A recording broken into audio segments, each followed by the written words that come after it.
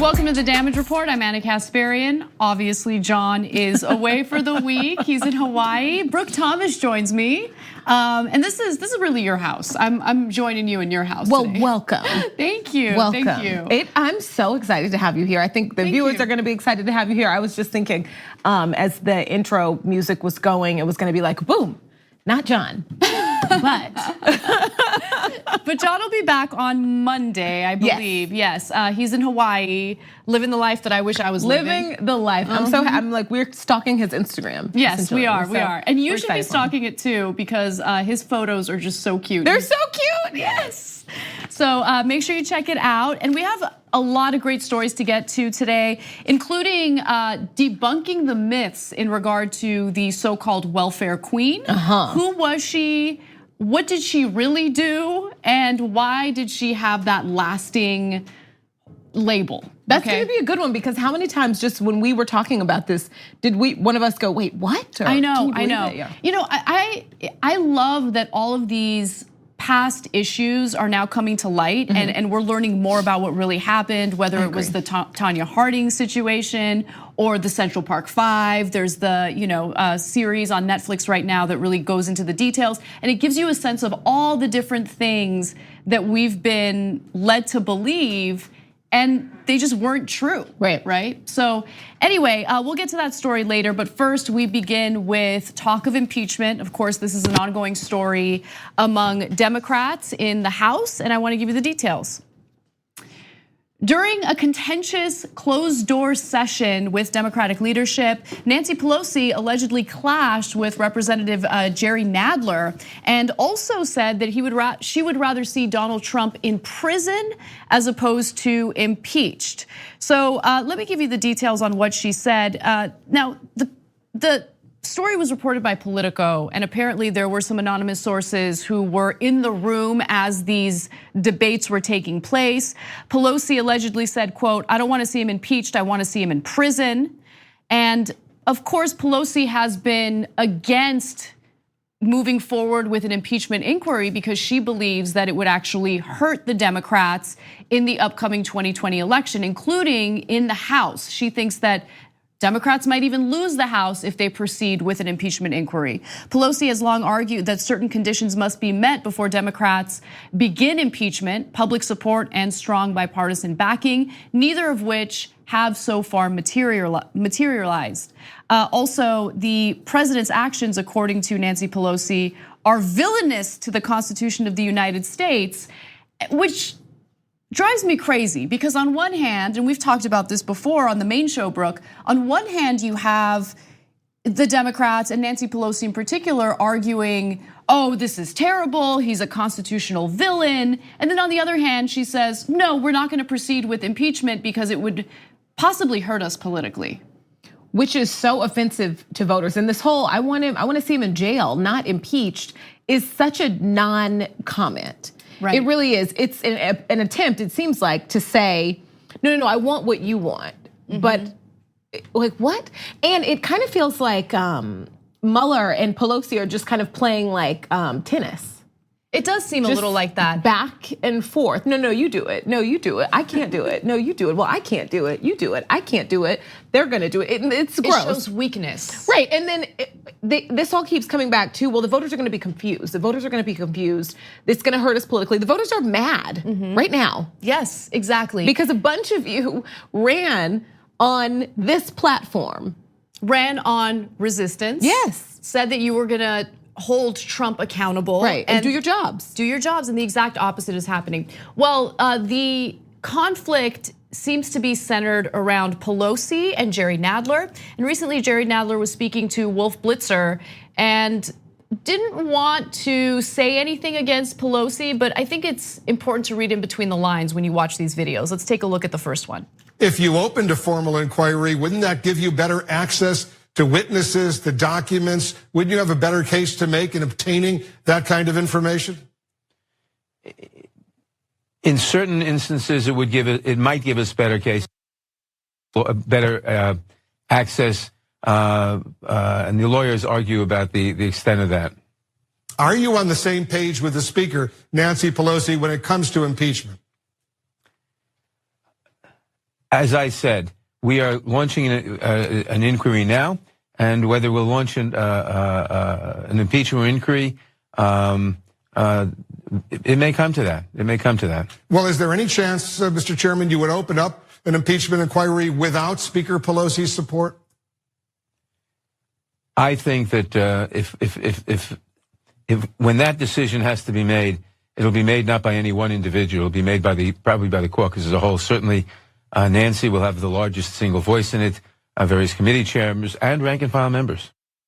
Speaking of rank and file members, there has been some frustration among Democratic leadership, specifically Democratic leadership that sides with Nancy Pelosi in regard to rank and file members, because they feel that rank and file members are leading the conversation on impeachment. They're the ones pushing for it, and it's putting Democratic leadership in a very difficult position. Which is like, I think that voters need that to be broken down and just 100% completely explained. Say what you want to say. Don't just say it's going to be too political, it's going to be too confusing. Say exactly what you're trying to say, because I don't think it can be spelled out to anything that voters are going to understand. That's good, because it makes any logical sense. Am I making sense? You are making sense, and I just think, look, I get the argument on the other side. I want to be fair, and I don't want to pretend as if Pelosi and Democrats who side with her don't have an argument at all. They do, and the fear here is that, look, if we proceed, it could hurt us politically. And I think that they're looking back to what happened with Bill Clinton, even though the impeachment proceedings in that case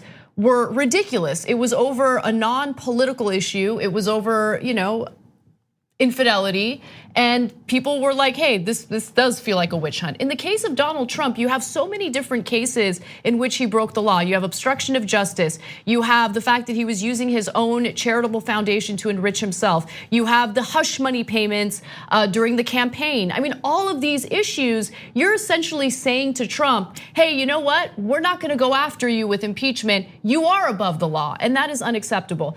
But they're worried, hey, if this gets to the point where Democrats want it to get to, well, then the Senate is not gonna play ball. And I get that argument, but you shouldn't think about it that way. You should think about what type of precedent this sets, the type of messaging it sends to Americans. It is essentially telling Trump, you are above the law. And I think that that is a huge problem. And that argument is silly. Because if that's the game you're playing, then go home. Because what are you even doing there? Because the Senate is essentially against you in everything. Everything you do, everything, that's kind of the footnote of every big thing that this new Congress has done. The footnote is, it's probably not gonna get anywhere in the Senate. It's probably not gonna get anywhere in the Senate. So, but you're still doing things because it's your job. Right. You're still trying. And I'm actually surprised that Trump hasn't used this to his advantage when it comes to campaign messaging.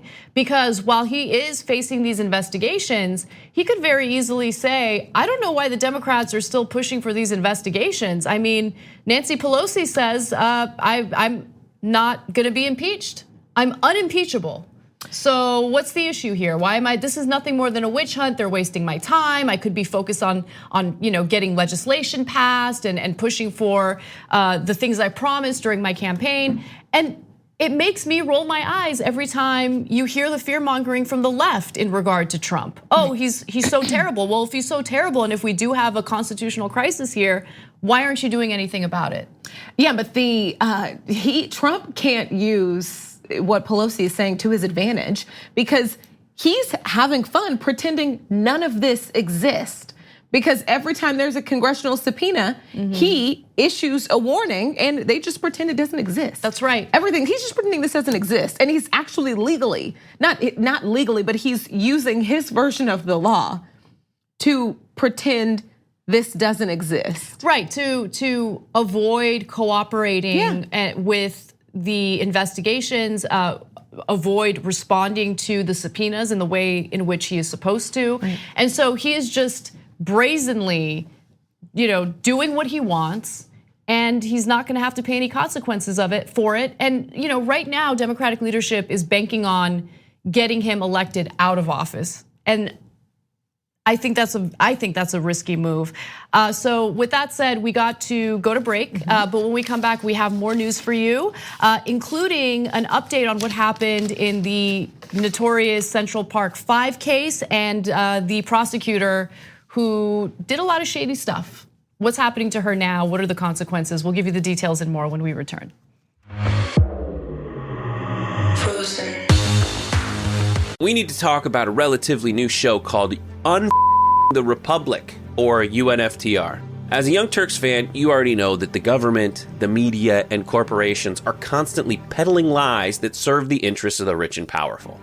But now there's a podcast dedicated to unraveling those lies, debunking the conventional wisdom. In each episode of the Republic, or UNFTR, the host delves into a different historical episode or topic that's generally misunderstood or purposely obfuscated by the so-called powers that be, featuring in-depth research, razor-sharp commentary, and just the right amount of vulgarity. The UNFTR podcast takes a sledgehammer to what you thought you knew about some of the nation's most sacred historical cows. But don't just take my word for it. The New York Times described UNFTR as consistently compelling and educational, aiming to challenge conventional wisdom and upend the historical narratives that were taught in school. For as the great philosopher Yoda once put it, you must unlearn what you have learned. And that's true whether you're in Jedi training or you're uprooting and exposing all the propaganda and disinformation you've been fed over the course of your lifetime. So search for UNFTR in your podcast app today and get ready to get informed, angered, and entertained all at the same time.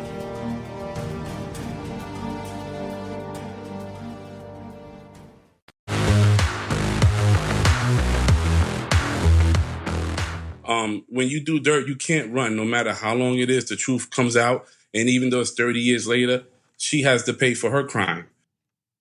That is Raymond Santana right there. He is a member of the Central Park 5, a group of men now being referred to as the Exonerated 5. And he's talking about a woman named Linda Fairstein, a longtime New York City prosecutor.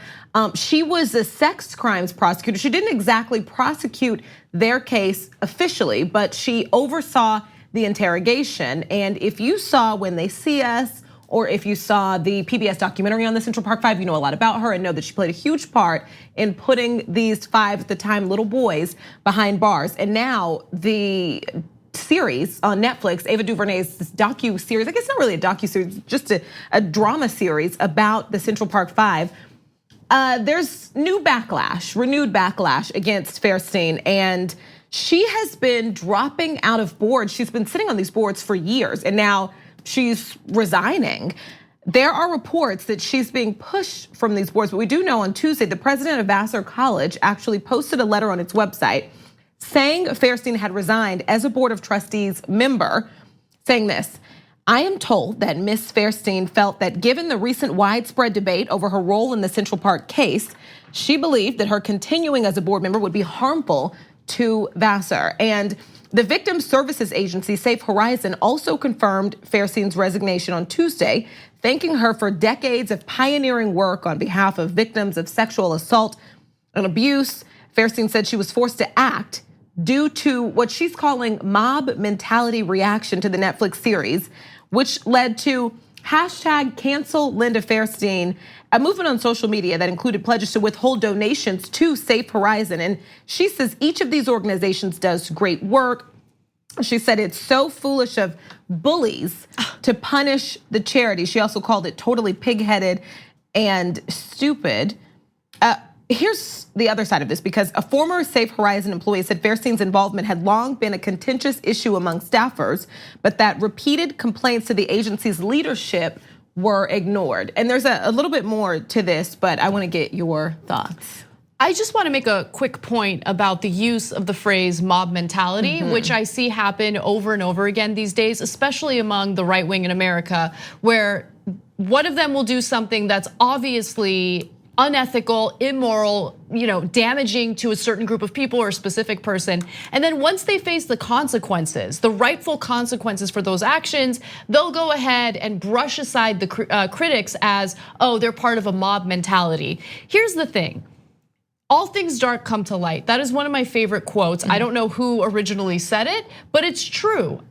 What happened to those young men was absolutely disgusting. It destroyed their lives, period. It destroyed their lives. And more importantly, okay, when you look at our entire justice system, what happened to those young men is not uncommon. It's not an isolated incident. And there is a systemic issue that needs to be dealt with, and it needs to be dealt with immediately. There is a two-tier justice system. We do have a problem with targeting innocent people of color and putting them behind bars when they have not committed a crime. And what that does is not only ruin their lives, but it also allows the real culprit to go out there and commit more crimes, more rape, more murder, and that is certainly what happened in this case. That is absolutely what happened in this case, and we talked about it earlier this week. That is exactly what happened in this case. There's a young woman and two young men who don't have their mother anymore because the real Central Park attacker went on to kill their mother because he was a serial rapist whose DNA was at the crime scene. And in not continuing to look for who actually did it, and from all accounts, except for Fairstein's, all of the evidence led to one attacker, not 5. That's right. That's right. And also, look, I know it's human nature to want to get defensive when you've been wrong, but it would be far more, I think, not admirable, that's for sure, but at least it would be respectful to come forward and say, you know what, I had biases that got in the way of me doing my job effectively. I feel horrible that this is what happened to these young men. I apologize, but she doesn't want to apologize. She doesn't want to take any type of accountability or responsibility for what she did. And I think that, facing these consequences, it's just what you should expect after you did your job so poorly that it really did ruin these young men's lives. Yeah, and let's get to a little bit of her reaction because, Ava DuVernay, she put together this 4-episode series on Netflix about these men and telling a lot of different aspects of the story that we don't talk about, that we haven't, a lot of information that we haven't really heard about. And she wanted everyone involved. She wanted to be able to talk to everyone involved. I think most of this was built upon the actual facts and then firsthand accounts of the experiences of these men who were children at the time.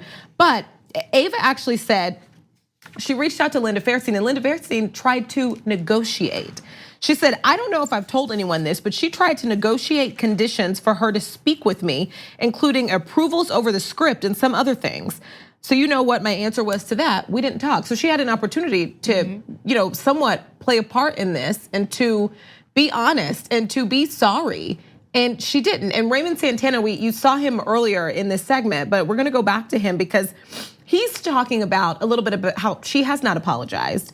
She has continuously repeated the same narrative. There has been no correction on her behalf whatsoever. She has actually changed her story, I think at one point, to saying, okay, yes, DNA proves Mateus Reyes was at the scene and committed the rape, but I think those other boys were involved. What? It's ridiculous, but take a look at what else he has to say. She has to pay the consequence. And back in 1989, when we were given these sentences weren't just prison sentences. We were given a social death. Trump wanted to execute us. And it's through the grace of God that we're here today. So at the end of the day, I'm not looking for an apology, and I think my brothers aren't either. But it's out of our hands. And I think that touches on a little bit of what you're saying, how this didn't just put them in jail for a few years. This ruined their entire lives. Absolutely. One of these little boys was sent to men's prison. What we know is, what's more dangerous, and not only what this did in terms of putting them in prison and robbing them of any opportunity they could have had in having a great life, but it also, I'm sure traumatized them as people who were interrogated in the way that they were, right? Like those interrogations, their parents weren't able to get in touch with them. Their families, yeah. Yeah, exactly. And imagine knowing that there are people in your life, possibly friends, possibly family members who bought the narrative that you committed this crime, right? I so many people can't imagine what they went through. I can't imagine. So look, The only group of people I've seen stand by Fairstein are her publishers. She writes children's books, and so they're standing by her side and refusing to, are going to continue doing business with her. It is what it is, but for the consequences she is facing today, I think they're well deserved. Yeah. And honestly, they're disproportionate in comparison to what the Central Park Five or the Central Park, what did you say? Exonerated 5. Yeah, the exonerated 5 nice. had to go through. Yeah, I agree. This is nothing.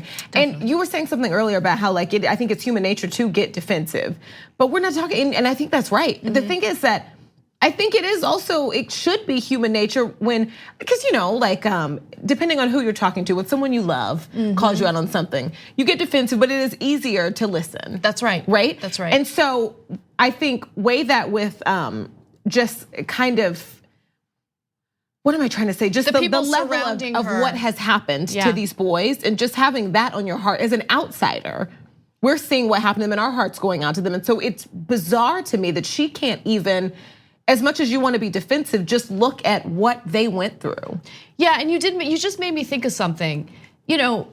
You're right. When people we know and trust come to us with, let's say, a criticism or a critique, yeah, we might get defensive, but we're more open to listening to what they have to say and changing our behavior. This kind of signals to me, and I know this is a little bit of speculation, that the people surrounding her have never really called her out or held her accountable for the way she handled that case. And again, that goes back to the systemic issues that really need to be looked at. I agree. We got to take a break, but when we come back, speaking of law and order, apparently there is a correctional facility in Maryland that is not following the law when it comes to providing sanitary products to women. We're going to give you the details on that and more when we return.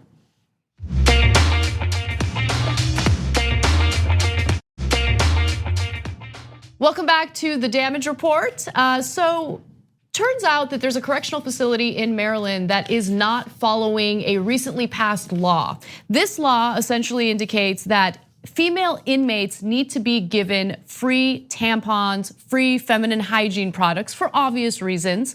And apparently a review of the practices at this facility indicate that they're not following the law. In fact, according to the Washington Post, an inmate recently paid $5.69 for a box of 18 supersized tampons. Online retailers actually sell boxes with twice as many tampons for the same price or even less. Now, the Secretary of the Public Safety and Correctional Services in the state, his name is Robert Green, and he's relatively new to the job, says, quote, "I'm taking immediate steps to make sure we are meeting the law. It will be done. This is going to be fixed. We're going to make sure they know they have a choice and at no cost." I mean, this is just common sense, human decency. It is kind of mind-blowing that there needed to be a law passed in order to make this happen. But just to give you an idea of what it's like or what it was like before this law, every month at the Maryland Correctional Institution for Women, inmates receive 3 packages containing 8 sanitary pads each. And I know that we have some males listening to the show, and you might think, okay, well, isn't that enough? No, it's not enough, not even close. So these women would, get incredibly embarrassed. They would actually skip out on visitation with their family because they were worried that they would have leaks and they would, feel humiliated by that. I mean, it's really heartbreaking when you think about it that way. And it's just, again, just human decency to provide these products, these sanitary products to women. Absolutely, and there's so many different aspects of this conversation that happens. We talk about like taxes and how feminine hygiene products shouldn't be taxed. Right. Pads and tampons shouldn't be taxed and shouldn't be, taxed at a higher rate than other things. And some countries are taxed at a higher rate than condoms. It's crazy. And in prison, you have to be in prison. This is something that happens. You have to use these, and they're charging, like commissary money on it. Also, think about that, putting that in perspective. She paid $5 for something that wasn't even enough, and knowing how much they make in prison in these jobs. Right, and some might be saying, well, they're in prison, they don't have the same human rights that people outside of prison do. Listen, No, you don't have freedom. You don't have freedom. You're still a human. Exactly, exactly. And we are supposed to have protections against cruel and unusual punishment. And then if you genuinely think that our justice system is flawed and that we have too many people in prison for low-level crimes and nonviolent crimes, well, then you can't make that argument because we still have people in prison right now for simple marijuana possession. While at the same time we have not massive corporations, but companies making a lot of money off of selling recreational marijuana. Right. So look, this is a bigger problem. We need to fix our justice system. But more importantly, I think that we need to start looking at our fellow Americans as humans. And I think that we've stepped very far away from that. Yeah. Well, there's some more news to kind of buttress that point. So let's get to that. While crime in general has seen a decrease in New York, it appears that unfortunately instances of hate crimes has increased considerably. So reported hate crimes are up 64% compared with this time last year. A majority of those incidents were actually targeted at Jewish individuals living in New York. This was reported by the New York Times, and they're relying on data from the New York Police Department.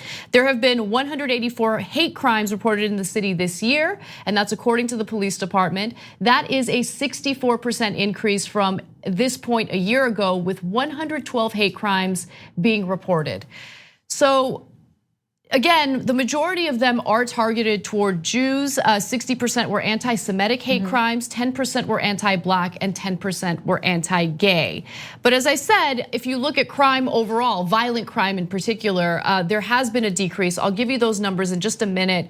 But Brooke, are you at all surprised by the jump in hate crimes in New York? Not surprised, just still horrified though. You know, in a city that is getting dramatically safer. Rapes, murders, robberies, all down. Yes. Hate crimes up, and that happens to match the rhetoric of the leader of this country right now. Definitely, definitely. And so it not only matches Trump's rhetoric, but this made me think of one other thing. And again, this is just my analysis. I could be wrong. But there has been an increase in measles cases. Okay. And part of the reason is because the Orthodox Jewish community doesn't believe in vaccinations. And so that story is being reported, and I'm wondering if people are starting to direct violence against that community because of this anti-vaccine issue. And I really hope that's not the case, because you don't fight, that type of behavior with violence or with hatred. You do it through educating people. You do it with having conversations. It is a very real problem. But to see a spike in 1 year like that is pretty incredible. So if you go to the violent crimes, as we mentioned, they have decreased through May. There were about 15 fewer murders, 7 fewer rapes, and 453 fewer robberies reported in New York than at the same time in 2018. But interestingly enough, there have been 6 more shootings this year than at this point a year ago. So as we know, there are guns everywhere. Right, so everything that we're saying is a problem is still a problem. It's becoming a bigger problem. And I do have to say, a man ran into a synagogue with a gun in Pennsylvania. That's right. And it wasn't about shots. Oh, I know. You know what I I mean? know. That was about his alt-right love. Definitely. And appreciation for this hateful group of people that have such a loud voice in this country right now. Definitely. Just an absolutely ridiculously loud voice in this country right now. And there's this huge debate. Okay. And most of the debate, I argue, is disingenuous because it's coming from a group of people who are, they're one-trick ponies. They rely on this issue of free speech, and they pretend like they're being oppressed because they get deplatformed. And one example is Steven Crowder. Recently, he went after a gay Vox employee and just constantly harasses him, attacks him. And there was recently a YouTube investigation into Crowder's behavior. I'm bringing that up because they keep arguing, well, we're getting deplatformed. This is our free speech. This is our free speech. But here's the thing, speech has consequences, right? And the consequences you could face with these private companies deplatforming you, but I would argue more importantly, it encourages people to direct their violence and their hatred toward disenfranchised communities. then that's a problem, right? So I don't know how to balance the free speech issue. And obviously this is not a free speech issue in a constitutional sense because we're dealing with private companies.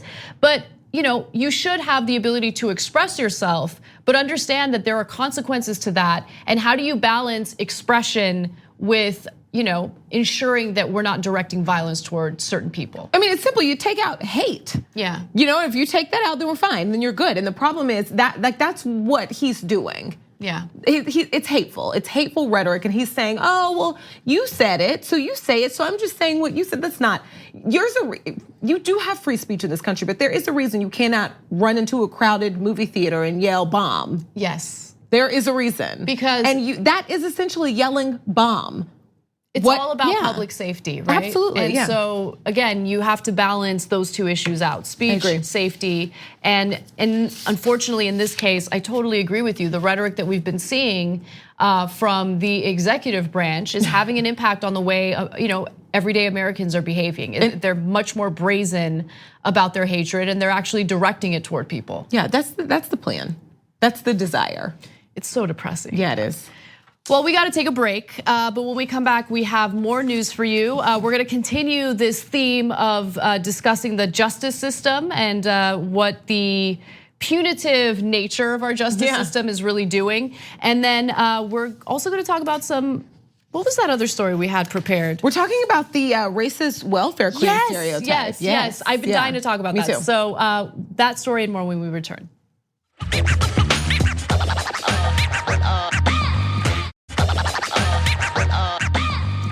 Welcome back to the Damage Report. Anna Kasparian and Brooke Thomas with you. So let's talk a little bit about some of the myths that we've been fed throughout the years about the so-called welfare queen. First of all, where did that originate from? Who was she and why did she get that title? Well, apparently the phrase welfare queen comes from around the 1970s when the Chicago Tribune published a story about a woman named Linda Taylor. Now, Linda Taylor has been widely known to be a black woman, but in reality, her racial makeup is much more complicated than people realize. And she was also accused of constantly changing her racial identity, but that was always described in the context of trying to rip taxpayers off in order to take advantage of welfare. But that actually wasn't the case. Right. So I want to first start off with what Ronald Reagan had to say about her when he was the leader of this country. Take a look. In Chicago, they found a woman who holds the record. She used 80 names, 30 addresses, 15 telephone numbers, to collect food stamps, Social Security, veterans benefits for 4 non-existent deceased veterans' husbands, as well as welfare. Her tax-free cash income alone has been running $150,000 a year. Which is not true at all. Which is not true at all. It's crazy. So first of all, when it comes to Taylor changing her identity, what was really behind that? Now, first, let me just say that her so-called, welfare scams were not as bad as what's being portrayed, but more importantly, her actual crimes were way worse. Right? So she possibly kidnapped and killed 3 people. Right, there were like serious criminal allegations surrounding her, but everybody commits murder. Everybody commits kidnapping. Only thieving black women steal from the federal government. And at that point, politically, that was necessary. That's what they wanted to do. And using this in an effort to strip away much needed help to a lot of people of color, to a lot of marginalized communities. That's right. And so Josh Levin, who wrote a book about this and also recently wrote an op-ed about Linda Taylor in the New York Times, says that, look, she was a complicated figure. I'm not trying to make her seem like she was a good person. She clearly wasn't. She was a known kidnapper, and in the 1970s and 1980s, 3 people she'd become close to ended up dead under suspicious circumstances. Those disturbing incidents were never adequately investigated. So there's that. Like, she was obviously a bad person, but instead of focusing on that, she was again known for welfare fraud, which was used as a political tool. And welfare turned from an entitlement to a very temporary assistance type program under the Clinton administration because of this type of political messaging. Absolutely. So let's talk a little bit about her race, because she actually, I mean, we don't know. We don't know. We know her mother was white, and that as a child, she was marked white on the United States on the census. That's right. We don't know much about her father. Right. But here is, I think, a better explanation of why she changed her race depending on where she was applying or where she was living. Take a look. In the 70s, she was coded as being black. People perceived welfare recipients at that point as being black. But some of the first stories about her noted that she could change her identity by changing a wig, that she could be black or white or Latina or Filipina.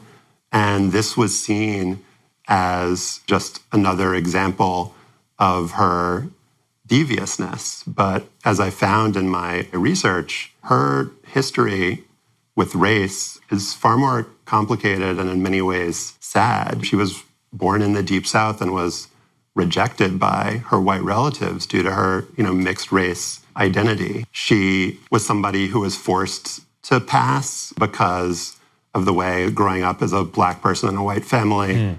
In the South, it was illegal for her to be black in certain circumstances.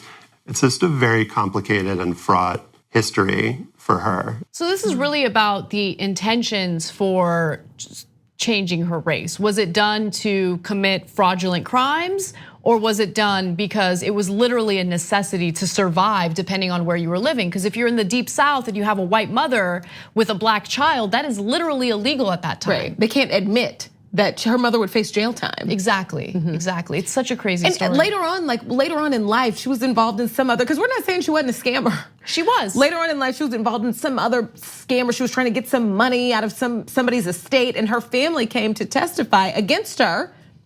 And her mother, at that point, still not wanting to admit that she had this, what looks a half-black child, said that it wasn't her child. She didn't give birth to her, that she was dropped off at her front porch, which she was 3 months old, which is tragic and evil and awful. And I want to point out that that $150,000 a year, that is still repeated now. I know, it's amazing that you can get a 6-figure salary from government assistance.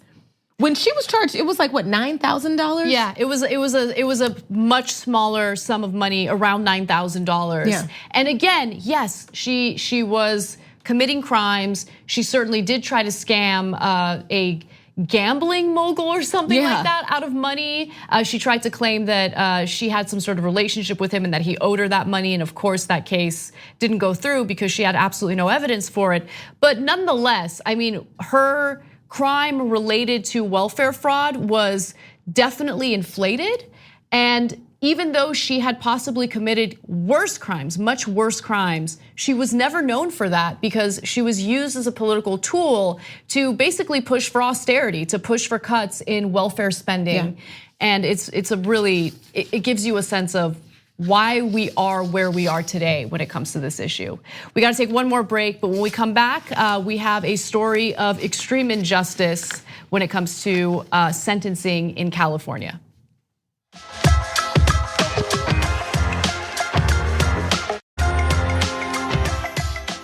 Hey there, welcome back to the Damage Report. I'm Brooke Thomas, sitting in with Anna Kasparian. Very excited to be doing the show with you this morning. Same. We've got sad, and I think it is still kind of a sad story, but a California man is free today. He was free a couple days ago after serving 23 years in prison. He was actually sentenced to life in prison.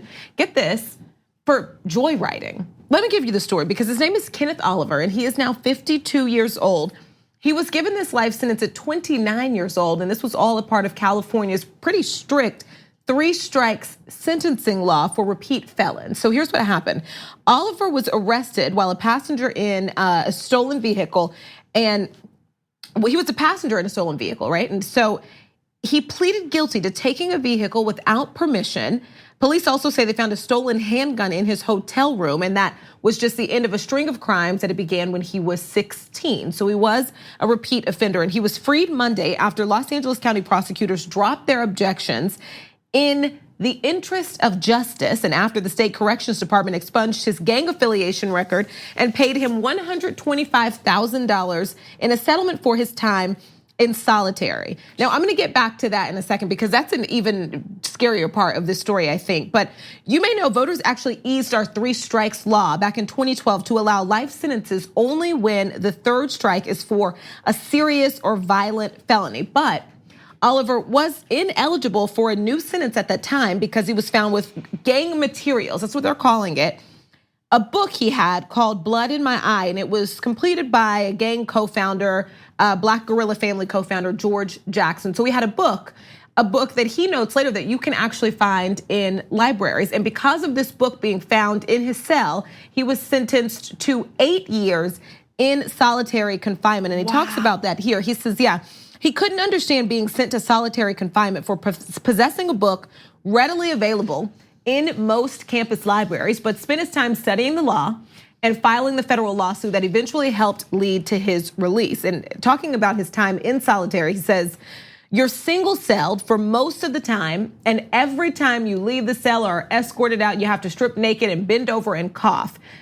He said exercise was 3 hours a day in a 6 by 9 foot dog kennel. Oh my God. And now, his lawyer points out that his sentence of 50 years to life was much longer than a lot of rapists and murderers get. And it was only, not because of the severity of his crime, but because of California's 3 strikes rule at the time. And voters agree that there should be some sort of proportionality to this law. And so voters agreed when they opted to free nearly 3,000 third strike inmates. But there's an estimated 200 to 500 qualifying inmates, that are still in prison pretty much just because they cannot afford a legal team to free them. This is a perfect illustration of what our 2-tier justice system is like. Because you can have 2 people who have committed the exact same crime, and whether it's a low-level crime or a high-level crime, and if you have a wealthy person who has the resources to hire the best attorneys, the outcome of that case is gonna be very different from someone who needs to rely on a public defender. I agree. And it's just completely, there's nobody on death row who is rich. That's exactly right. That's exactly right. Which is why it's so important to have organizations like the Innocence Project, which has used DNA evidence in order to exonerate death row inmates who didn't actually commit the crime that they were convicted of. But this whole 3 strikes policy is yet another example of a very punitive justice system that hasn't really helped anyone. Because if you have someone being thrown in prison because their 3rd crime is, let's say, stealing a slice of pizza, well then you're gonna destroy people's lives, you're gonna waste precious and finite resources to needlessly be incredibly punitive. And this is one of the things that I think people are waking up to. And this is one of the issues that Joe Biden is gonna have to answer to quite a bit as the election season continues to heat up, because he was one of the lawmakers who really pushed through the crime bill. And that crime bill was also very punitive, and it disproportionately impacted people of color, who are in a lot of cases still imprisoned over ridiculous low-level crimes. And I just hope never again that we see something like this, because I do agree that Biden is going to have to answer to this. I just wish that more people would have been willing, regardless what was a part of that, to vote no. So then let him stand alone, so that right now we can be talking about not about the thousands of black men who were punished like this, because states got this incentive to put more people in jail. But maybe we could be in prison. Maybe we could be talking about more about how Biden pitched this law and everybody said no. Right. But we're not, unfortunately. Right, yes, exactly. Everyone just kind of went along with it. And one other thing, Killer Mike has a song, I was talking about it with Ida on the main show recently, called Reagan. And it's my favorite Killer Mike song, and he talks about the 13th Amendment. And he also talks about how, look, we might have ended slavery, for instance, but that's what led to this 2-tier justice system that we're seeing today. That's what led to the imprisonment of all of these black men that we're seeing today. And I think that's such a great point, because we still have slavery in America. It's still legal under the 13th Amendment in prison. In prison, Yeah. exactly. And I think that's what Kanye West wanted to draw attention to. I don't know. But I don't know. I could never tell. Either way, I'm glad that I thought it was fashion. Okay, what's he saying now? I don't know. All right. But the good news is people are waking up to it. For all the heat the millennial generation gets, we know what's going on and we're demanding changes, and I love that. That's a good sign. I do too. Yeah, and I love doing this show with you. Yeah, so I was just thinking the same thing. All right, let's do it again. Thanks.